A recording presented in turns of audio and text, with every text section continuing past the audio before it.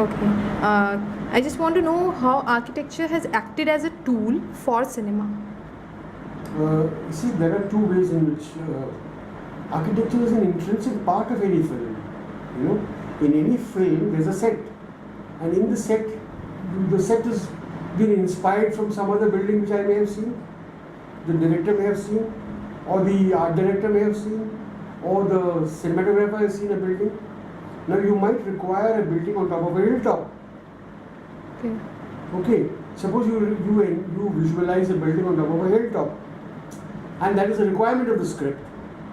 Suppose the story is designed in that fashion, Okay. then you need to establish that that building is on top of a hill. So if you have seen any such buildings, you can take pictures of that building, or you can have a set built accordingly. Okay. Now, for example, if you go to Ladakh, you will see there are a lot of pagodas on top of the hilltops. Okay. So now, if the story is based in a pagoda, then you can actually take permission there and go and shoot it there. You know, which has been done in the past. Yeah. Many of these buildings and houses, people have gone and used. So either you look for an original location where you find a hill, and on top of the hill there is a beautiful little bungalow or a little house which suits your requirement. Either you find an actual location. If you can't find an actual location, you have to build a set. Okay. Okay. Now, generally, what are the problems in shooting a film? One is you may not get enough power supply to light up windows and all that, because you have heavy duty lights. So, and the equipment also has to be taken inside the building. Therefore, those are reproduced, the indoors is reproduced in a studio. And all the indoor shots are taken in the studio. So like for example, you actually shot in this room, and you show a character coming out of this room. So basically, it is the frame, it is the camera's frame. Now I'm going out of this building. Okay.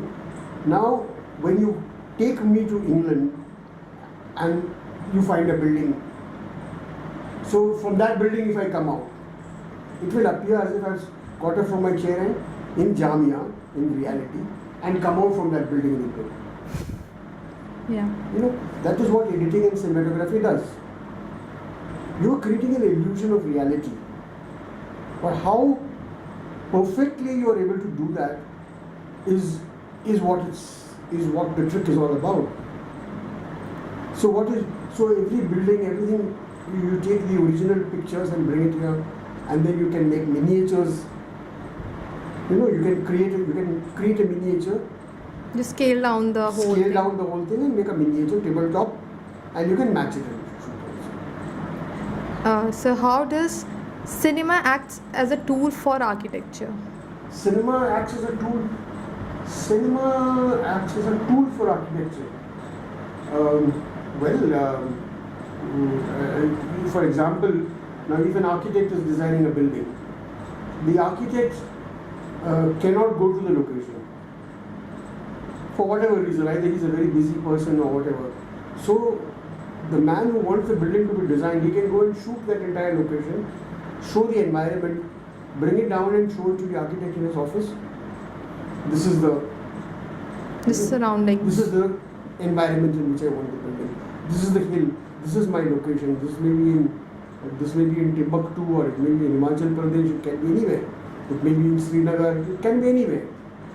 Have you seen any building which has been designed once already has been fantasized in a movie, which was already being fantasized as a model in a movie, and later on it was built? I will not be able to tell you off the cuff. Okay.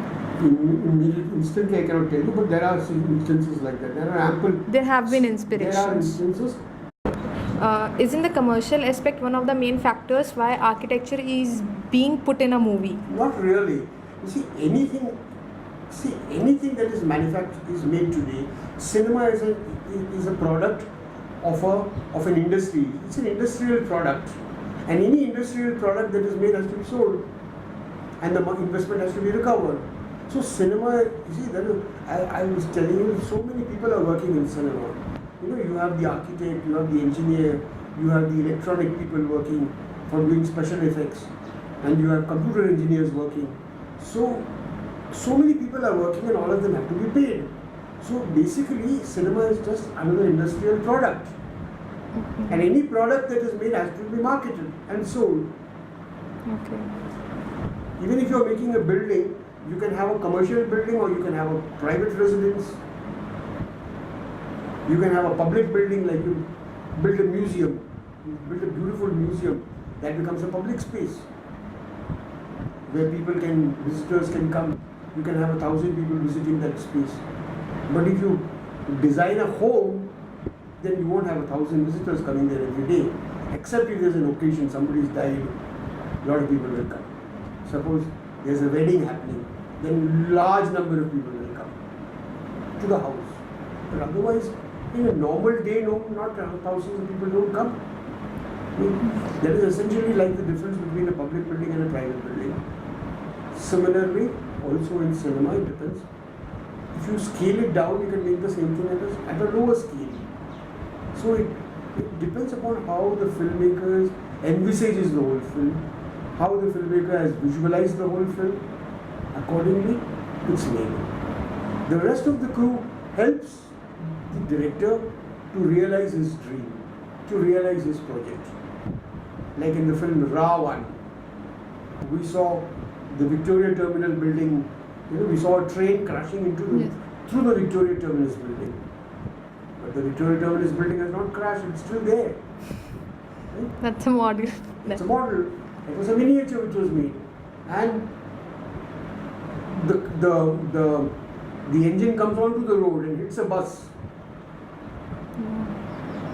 So there are lots of examples like this. And Victoria Terminal building is a beautiful piece of architecture.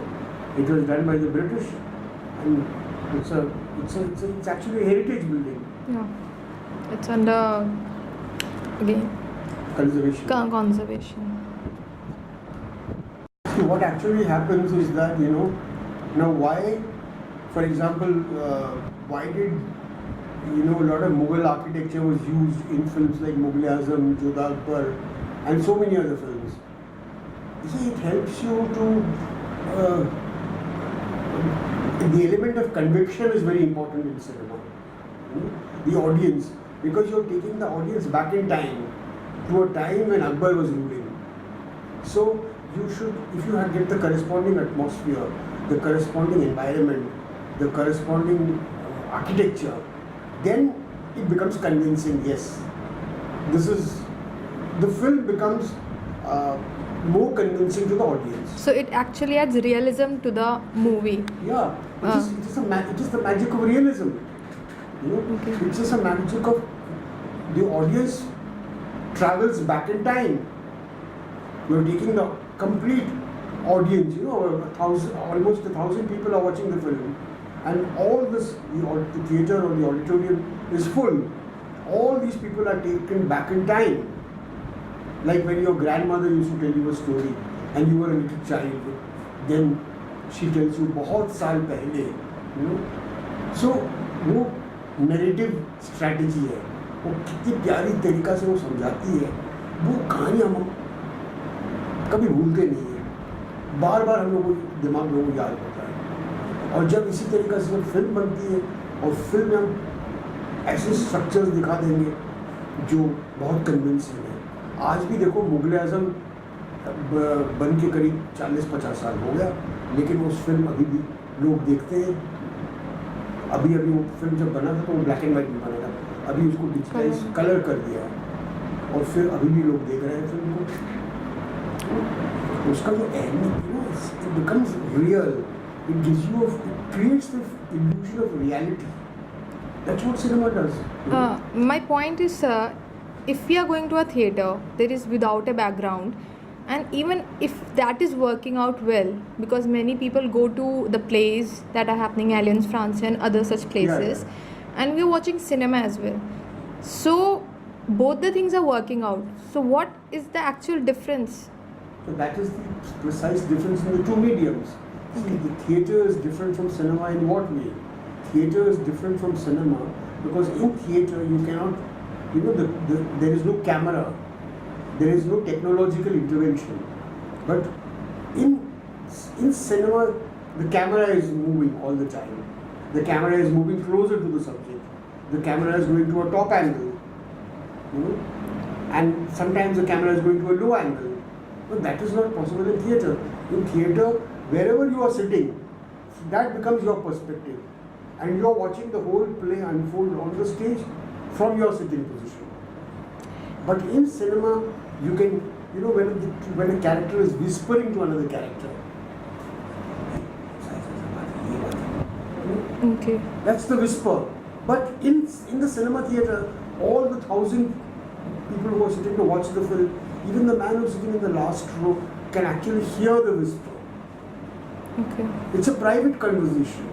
It's a private whisper which is happening. But it is done in a way that it becomes audible to the entire audience. It's a technological difference in the two mediums. So basically, cinema But in is. theatre, when the same thing is done in theatre, then you're doing it in a different way. See, the methodology that is adopted is different. In theatre, there is no such thing like the camera is not present at all. There is no music. You can't have a 100-piece orchestra, as sometimes people is playing the music. You have 100 violins in the musical composition in the background in the film. But in theatre, we never have. We don't get so much of depth in the music. Okay, no, this is essentially the difference between cinema and theatre. And at the same time, if you can do the entire Jodha Akbar as a radio play without showing any visuals, but how powerfully it is rendered and how strong the voices are, it becomes convincing. So you feel cinema is the most powerful tool out of all the mediums. Yes, I am not feeling it. It's a fact. It's a fact because it caters more kind of public And cinema is an amalgamation of all the modern technology. All kinds of people are. You have engineers working in cinema. You have artists working in cinema. You have painters working in cinema. You have architects working in cinema. You have, actors, actresses, tailors, costumers, makeup mans, hairstylists. So many people are working in cinema. It's a huge, it's almost an army of people who actually make cinema happen. It's an amalgamation of all modern technology. Whereas in painting you have the brush and you have a painter and you have the canvas. In theatre you have the space of the stage. But in cinema you can travel miles across the globe. You can travel right around the globe. Yeah. You may be sitting in the auditorium, but you can have visuals of Paris. You can have your character on the Eiffel Tower. And from the Eiffel Tower, the person will land up in the Taj Mahal.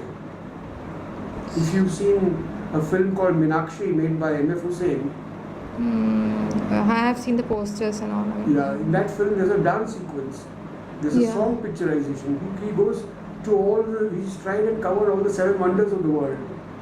He's shot in the pyramids in Egypt. He's shot everywhere.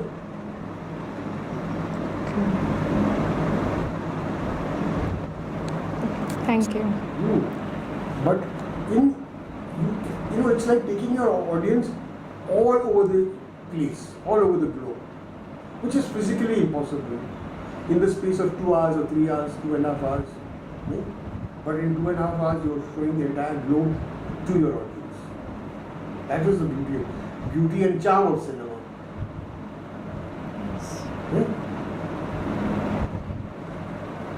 Thank you. और सवाल उठेगा तो पूछ लो.